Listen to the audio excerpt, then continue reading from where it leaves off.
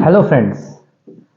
आजकल आप किसी भी हेल्थ कॉन्शियस आदमी से बात कीजिए और आप देखेंगे वो गट हेल्थ की बात ज़रूर करेगा। तो आज हम समझने की कोशिश करते हैं कि गट हेल्थ एक्चुअली है क्या। कन्वेंशनली आप देखें तो स्कूल में हमें पढ़ाया गया था कि जो हमारी गट है, जो हमारी खाने की पाइप है, छोटी आंत है, बड़ी आंत है, उसका मेन फंक्शन खाने को डाइजेस्ट करना है। बिल्कुल सही है, पर केवल डाइजेस्ट करना ही गट का फंक्शन नहीं है। आजकल साइंस कह रही है कि गट का काम इससे कहीं ज़्यादा है और उसमें हमें समझना पड़ेगा गट में ऐसा क्या है जो इतनी इंपॉर्टेंस को दी जा रही है। हमारी गट में हमारे माउथ से लेकर एनस तक का करीब 30 ट्रिलियन बैक्टीरिया होते हैं जो कि गुड बैक्टीरिया हैं। अगर ये बैक्टीरिया ना हो तो ना हम खाने को डाइजेस्ट कर पाएंगे, ना हमारा इम्यून फंक्शन काम करेगा और ना ही हम सर्वाइव कर पाएंगे। इस कॉलोनी को, जो ये 30 ट्रिलियन बैक्टीरिया है, इनको हम कहते हैं गट माइक्रोबायोम और इसकी आजकल बहुत सिग्निफिकेंस है। अब गट में हमारी इन बैक्टीरिया के अलावा करीब 70% ऑफ द इम्यून सेल्स होते हैं। जो हमारी इम्यून सिस्टम है उसका 70% सेल्स गट में ही होते हैं। तो इसलिए किसी आदमी की गट हेल्थ अच्छी होगी तो उसका इम्यून फंक्शन बेटर फंक्शन करेगा, वो बीमार कम होंगे, उनकी इम्यूनिटी बेटर रहेगी। सिमिलरली हमारी गट को अगर आप देखें तो इसमें करीब 100 मिलियन न्यूरॉन्स होते हैं। न्यूरॉन्स हमारे ब्रेन सेल्स को बोलते हैं। इसीलिए आप कहते हैं कि मेरी गट फीलिंग है, तो आप केवल ब्रेन से नहीं सोचते, अपनी गट से भी सोचते हैं। और गट और ब्रेन आपस में जुड़ी हुई हैं थ्रू वेरियस नर्व्स, इसलिए इसको हम गट ब्रेन एक्सिस कहते हैं। तो गट की हेल्थ आपकी ब्रेन की हेल्थ से बड़ी क्लोजली जुड़ी हुई है। अगर आपकी गट की हेल्थ अच्छी होगी तो आपको मूड डिसऑर्डर्स कम होंगे, आपको एंग्जाइटी डिप्रेशन कम होगी, ब्रेन फॉगिंग कम होगी। इसके अलावा आपकी स्किन की हेल्थ देखा गया है। अगर आपकी गट हेल्थ अच्छी है तो आपकी स्किन ग्लोइंग होगी। वहीं अगर आपकी गट हेल्थ पुअर है तो आपको एक्ने और डिफरेंट स्किन प्रॉब्लम्स हो सकती हैं। अगर आपकी गट की हेल्थ अच्छी है तो इस स्टेट को हम कहते हैं यूबायोसिस। ऑन दी अदर हैंड, अगर आपकी गट की हेल्थ पुअर है तो इसको हम डिसबायोसिस कहते हैं। उसमें वेरियस कंडीशंस आती हैं, जैसे लीकी गट सिंड्रोम है, इरिटेबल बाउल सिंड्रोम है, जिसमें खासकर मरीज ब्लोटिंग की शिकायत करेगा, गैस की शिकायत करेगा, कॉन्स्टिपेशन की शिकायत करेगा। तो इस बैकग्राउंड में हम ये समझते हैं कि अगर गट हेल्थ इतनी ज़रूरी है और जो गट का माइक्रोबायोम है उसको हम हेल्दी रखने के लिए क्या करें, तो उसका जो सबसे इम्पोर्टेंट आप जो चीज़ कर सकते हैं वो है कि अपनी डाइट में आप plenty of fruits and vegetable खाएं। हमने पिछली गाइडलाइन में बताया कि करीब आधा किलो टोटल हमें फ्रूट एंड वेजिटेबल खाने चाहिए, करीब 100 ग्राम फ्रूट्स और करीब 400 ग्राम वेजिटेबल्स। इसका मेन रीज़न ये है कि जो आपके बैक्टीरिया हैं, जो यूजफुल बैक्टीरिया हैं, उनका जो मेन फूड होता है वो फाइबर होता है और फाइबर मेनली आपके फ्रूट्स एंड वेजिटेबल से आता है। ओके।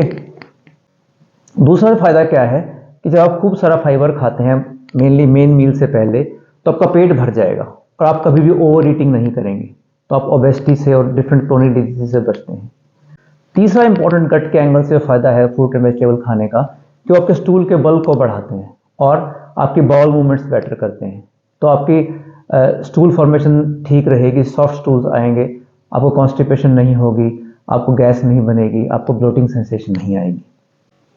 इसके अलावा अगर आप फ्रूट वेजिटेबल खाते हैं तो आप देखेंगे कि एक रिच सोर्स ऑफ फाइटोन्यूट्रिएंट्स है और फाइटोन्यूट्रिएंट एक तरह के एंटीऑक्सीडेंट कंपाउंड्स हैं जो हमें डिफरेंट डिजीज लाइक कैंसर से, एजिंग से और क्रोनिक डिजीज से बचाते हैं। फिर एक बड़ा कॉमन पेरेंट्स क्वेश्चन पूछते हैं कि डॉक्टर साहब ये बताइए कि हम बच्चे को फ्रूट दें या फ्रूट जूस दें। तो आई ऑलवेज से कि आप अपने बच्चे को फ्रूट्स खिलाएं, होल फ्रूट। कभी भी बच्चे को फ्रूट जूस ना दें, क्योंकि जब आप फ्रूट जूस बनाते हैं तो क्या करते हैं, आप उसके फाइबर को अलग कर देते हैं और फाइबर के साथ ही आप देखेंगे बहुत सारे मिनरल्स और फाइटोन्यूट्रिएंट्स चले जाते हैं। तो सपोज आपने एक बच्चे को ऑरेंज दिया और एक बच्चे को ऑरेंज जूस दिया, तो ऑरेंज देंगे तो उसके अंदर फाइटोन्यूट्रिएंट भी जाएंगे और फाइबर भी जाएगा, जबकि जब आप जूस देंगे तो आप फाइबर को हटा देंगे और एक्चुअली जो गट हेल्थ के लिए जरूरी है वो हमारे गट हेल्थ के लिए वो फाइबर ही है।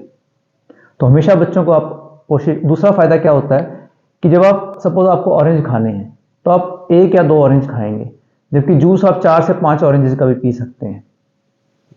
तो उस केस में क्या होगा कि आपकी शुगर स्पाइक्स होंगी। तो इट इज ऑलवेज रिकमेंडेड कि आप फ्रूट जूस के बजाय होल फ्रूट्स की अपने बच्चों को हैबिट डालें। एक और जो चीज कर सकते हैं गट हेल्थ के लिए वो है स्प्राउट्स, अंकुरित आहार। अगर किसी आप सीड्स को रख लें या कुछ अनाज को रख लें, तो आप देखेंगे कि कुछ दालें हैं जिनको आप अंकुरित कर सकते हैं, और उसको आप 2 से 3 दिन अंकुरित करने के बाद उसमें उसके vitamin and fibre content and mineral content बढ़ जाते हैं, वो भी गट के लिए बहुत हेल्दी है। अच्छा, ये जो फाइबर्स हमने बताए इनको प्रीबायोटिक्स बोलते हैं। ये एक तरह का खाना है हमारे अच्छे बैक्टीरिया के लिए, और जब हमारे बैक्टीरिया को ये फाइबर मिलते हैं तो वो कुछ कंपाउंड्स बनाते हैं, कहते हैं शॉर्ट चेन फैटी एसिड्स या पोस्टबायोटिक्स। और ये जो शॉर्ट चेन फैटी एसिड्स हैं ये आपकी बॉडी में इन्फ्लेमेशन को कम करते हैं, आपकी बॉडी में क्रोनिक डिजीज को कम करते हैं, आपकी गट की लाइनिंग को हेल्दी रखते हैं, तो लीकी गट सिंड्रोम नहीं होता और हार्मफुल केमिकल्स आपकी बॉडी में एंटर नहीं कर पाते। By microorganisms, principally bacteria, known as the gut flora. Bacteria digest nutrients that cannot be digested by human enzymes. Bacterial digestion releases fatty acids, as well as B-complex vitamins and vitamin K that are absorbed through the colon wall and used by the body. फिर क्या कोई तरीका है कि हम इन bacterial के count को बढ़ा सकें? क्योंकि हमने कहा कि इसका एक पूरा यूनिवर्स है, करीब 30 ट्रिलियन बैक्टीरिया हैं, तो बहुत सारे फूड्स हैं खासकर इंडियन डाइट में जो कि आप देखेंगे कि रिच इन बैक्टीरिया है, इनको प्रोबायोटिक फूड्स कहते हैं। और इनमें सबसे जो कॉमनली यूज्ड है वो है दही और लस्सी। इनमें आप देखेंगे लैक्टोबैसिलाई होते हैं जो कि गुड बैक्टीरिया होते हैं हमारे गट के लिए। इसके अलावा जो फर्मेंटेड डो है, जैसे कि आप इडली बनाते हैं, डोसा बनाते हैं, ये फूड्स भी आपके गट के लिए अच्छे हैं।